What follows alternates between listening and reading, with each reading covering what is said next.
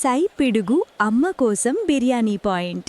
గ్రామ మార్కెట్లో ఎస్ఐ పిడుగు అమ్మతో కలిసి కూరగాయలు అమ్ముతుండగా ఒకరోజు పిడుగు అమ్మతో కూర్చుని, అమ్మా, నీకోసం ఇక్కడే చిన్న బిర్యానీ పాయింట్ ఓపెన్ చేద్దామనుకుంటున్నాను. నీ కష్టాలు చూసి ఏదైనా చెయ్యాలనిపిస్తోంది అన్నాడు.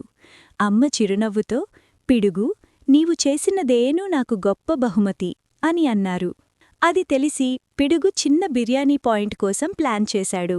అనుభవం లేకపోయినా అమ్మ కష్టాలు తగ్గించాలని పేదలకు ₹5 బిర్యానీ అందించి ఆకలితో నిద్రపోకుండా చూసుకోవాలని నిర్ణయించుకున్నాడు.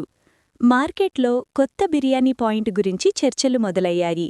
అందరూ ఆశ్చర్యంతో చూశారు. పిడుగు అమ్మతో కలిసి కష్టపడుతూ ఊరుకారులకు రుచికరమైన బిర్యానీ అందిస్తూ చిన్న విజయాన్ని సాధించాడు.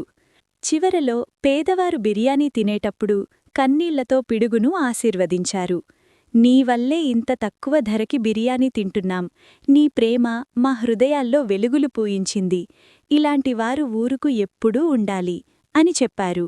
పిడుగు హృదయంతో వారి ఆశీర్వాదాలు స్వీకరించి అందరికీ ధన్యవాదాలు తెలియజేశాడు.